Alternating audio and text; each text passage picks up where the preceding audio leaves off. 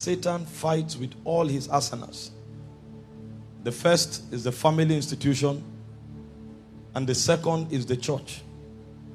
And the reason is because these two institutions, amongst other things, are the institutions responsible for determining the purity and the conscience of society.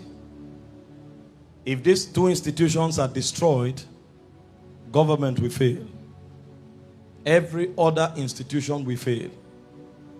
And so because the devil is a strategic fighter, he directs his arsenals to these two institutions with an attempt to destroy it and then to destroy society. It happens to be that in the family institution, the mother plays a very significant role, and every one of us here who is a woman must pay attention. You must develop and build yourself so that you can build the family institution. Because to a very large extent, a lot depends on you. I don't have time to teach you tonight. The Lord has spoken to us. But I want you to know that there is a ministry that every mother has. And everyone who is hoping to become a mother must pay attention to that ministry. You know, the fivefold ministry is for some, according to Ephesians 4:11. But there are ministries that are specific for mothers. Others can walk in it, but every mother must walk in it or walk in them. The first is the prophetic ministry. Every mother who will be an accurate mother must be prophetic in nature. Because the destiny of your children require prophetic intelligence to be guided. If you read your Bible, you find that most children, before they were born, their mothers had encounters. And they were able to peep into the scrolls of the Spirit to itemize the destinies of those children. The prophetic ministry of mothers is not an office per se. It's actually a height in the spirit that they get into because of their intercessory enterprise. And so anybody who is preparing to be a mother must journey in priesthood to a point where she can discern from the spirit realm. Otherwise, she will raise useless children. And so motherhood is a very spiritual responsibility. The mother of Samson had encounters.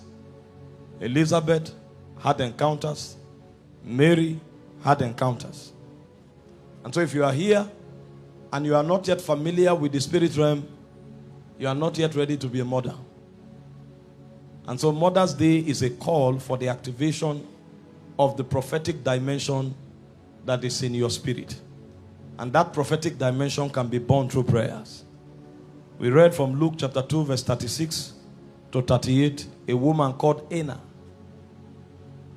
There was no record that she was prophetic. But when she gave herself to prayer, the portals opened. So any mother who will pray will discern. And if she discerns, then her family has a future. The second ministry of mothers is the ministry of leadership. And leadership in this context speaks of wisdom. The wisdom to build. As a young lady, you can derive so much pleasure in your beauty. But when you are becoming a mother, wisdom is a factor you cannot do without.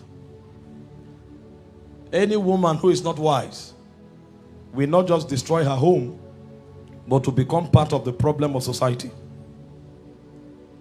In 2 Samuel chapter 20 verse 16 to 22, the Bible told us about a woman that demonstrated leadership that delivered the whole nation. Joab, the king of David's army, went to a city to destroy it because a man in that city had risen against the king. And when the army came to destroy the city, a woman cried out and said, "Hear me, hear me." And she summoned the attention of a military general. And when Joab came to her, she said, "It is captured in prophecy that they will get counsel from Abel. So listen." And Joab said, "I listen."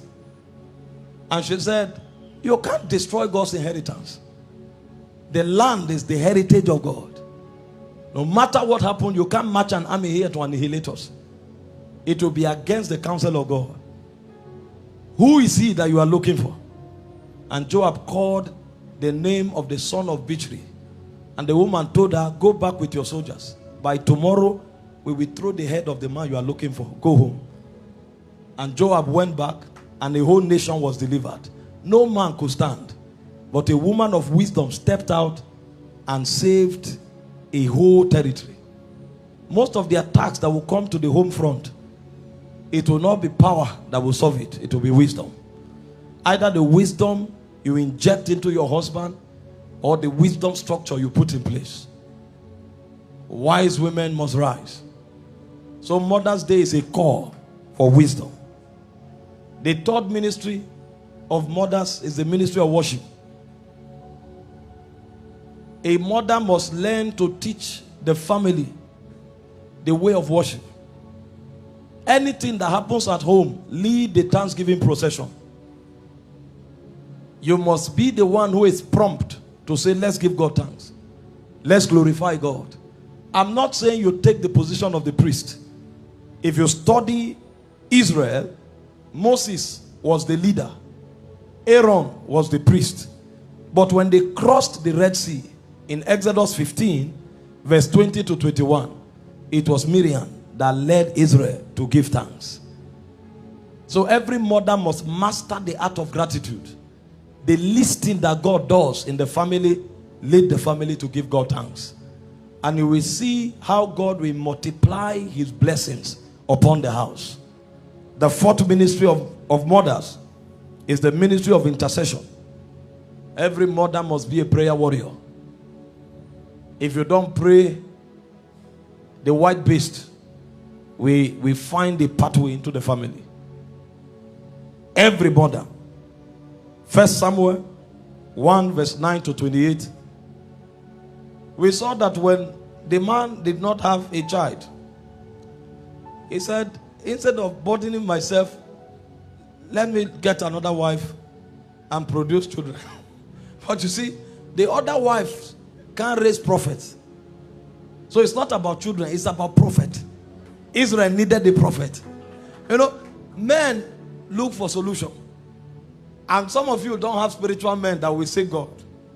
So when there is problem, this job is not working, it takes another job. No, it's not job. There's an attack on the ordination of that bloodline. The man got another wife, got children.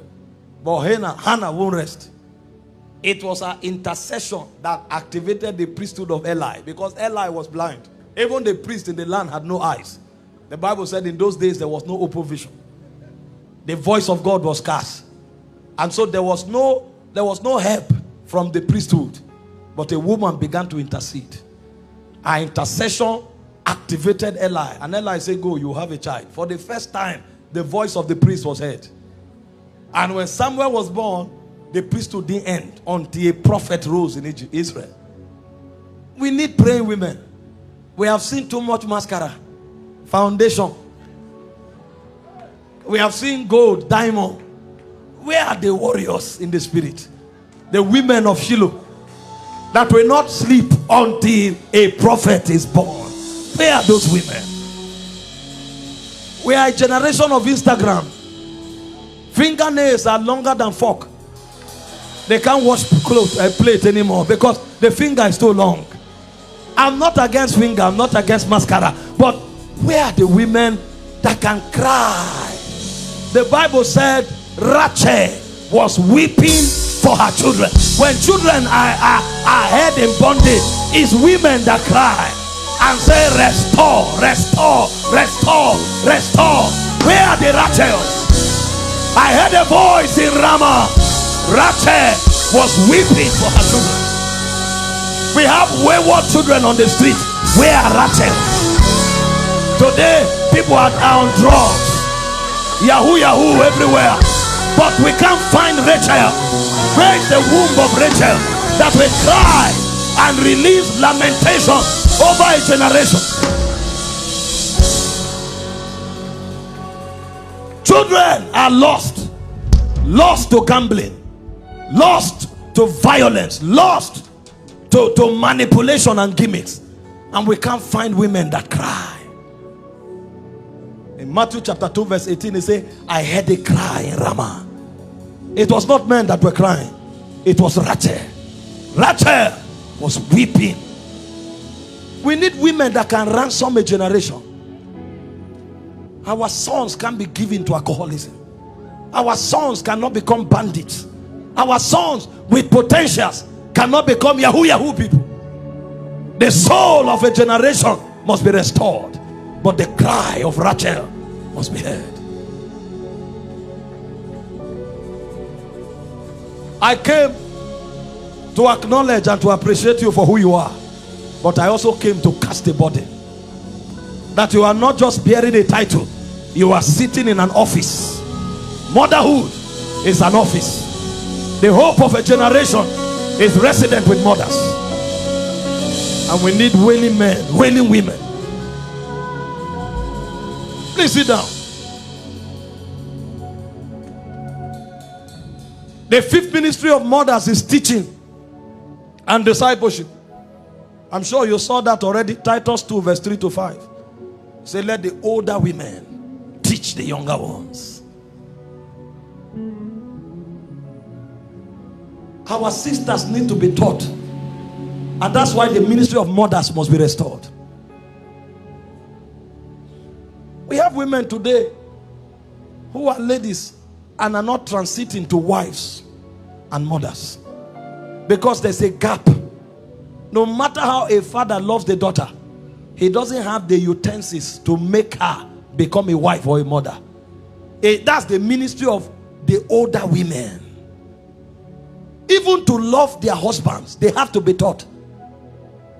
Because love is not just a feeling. There are depths to love. When you become a wife, love is submission. Your father can't teach you that. It's your mother that will give you the skill and tell you, listen, there's a way you answer your husband when he's angry. There's a way you talk to your husband when you need him to do something. There's a way you guide your husband. I don't have those skills because I'm not a mother. And if mothers don't rise, divorce will keep increasing. Because your power is not muscles. Your power is wisdom. And that wisdom has to be transferred. Otherwise, you marry your husband and you want to do muscles. After a while, you discover that's not your strength. Because when you finish fighting, you will go home. Your husband, in the night, when your husband is sleeping, you will be crying. And the home will be wrecked. And the reason is because mothers are failing. They are not teaching the younger women how to talk to their husbands, how to talk to their children and raise prophets. So we need the teaching ministry of mothers. Teach the younger women. They need to know what it means to be a woman. Those days when we were growing up, the moment you are approaching puberty, when you sit down, they say close your legs. When you start maturing, they tell you don't wear transparent things. Your body is sacred. And they taught them how to wear things under to cover their garments. They taught them how to greet. But today, we have naked women on the street. And sisters have become harlots. Deborahs are wasted because they were not taught. And when you don't teach people, you leave a vacuum. And those vacuums will be accommodated because there are other intelligences from the demonic realm. That's why women think today that they are relevant when they are naked. A body that should be sacred, that should be sought after, now it's on the street everywhere like a buffet. Because we don't have teaching mothers that form ideologies in their children. The sixth ministry of the mother is the ministry of hospitality. That's where large-heartedness comes in. Large-heartedness. The Bible speaks of a woman called Lydia in Acts 16 verse 14 to 15. Even when she died, people were wailing. Look at this garment she gave me. She couldn't die. They had to resurrect her. Peter didn't sense the anointing, but they said, no, this one can't go. This one is a succor to society.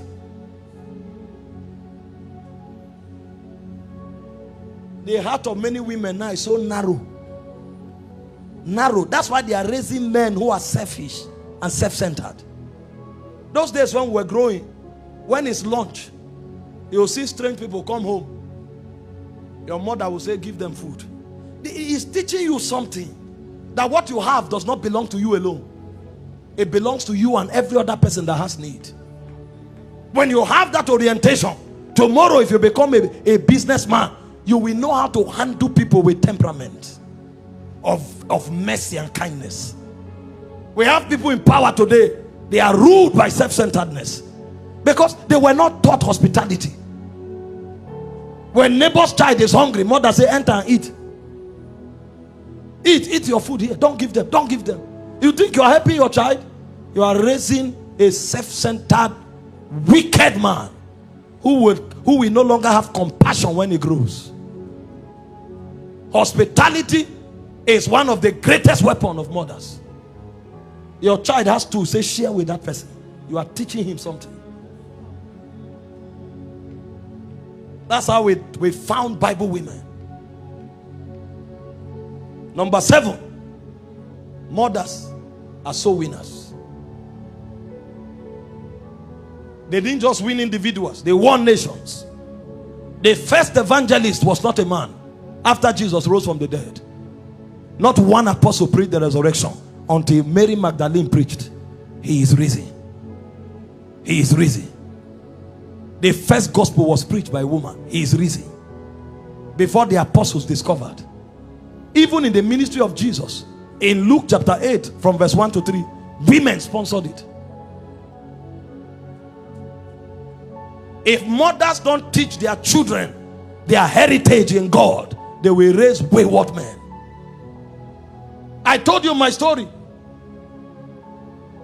My mom would drag me to Bible study. I will be so angry with her. The rage will be like a venom of a serpent. But she will act as if she didn't see it. If not for her, I won't be here. After she died and I went to the club, I was in the club when I heard the wages of sin is death. She had gathered me to my maker. It was too late for me to go back. You think I'm a preacher because I was wise? My steps were gathered. The same way the woman gathered Samuel to Eli. I give you this one. You can't turn back, sir. If a woman win you, you can't turn back. She will pour her bowels on the altar until your destiny is realized. My mom cried over my soul. He can't be lost. I rose up stubborn with a lot of imaginations, but she chiseled me on the altar. You can't be wayward. You can't. I give you to God. The days when I thought I became wise, her oracles, her covenants, her priesthood did not allow me wander away. Even in the club, the walls were talking to me. This is not your place. A place has been prepared for you among the sanctuaries of the priest of heaven. You can't waste here.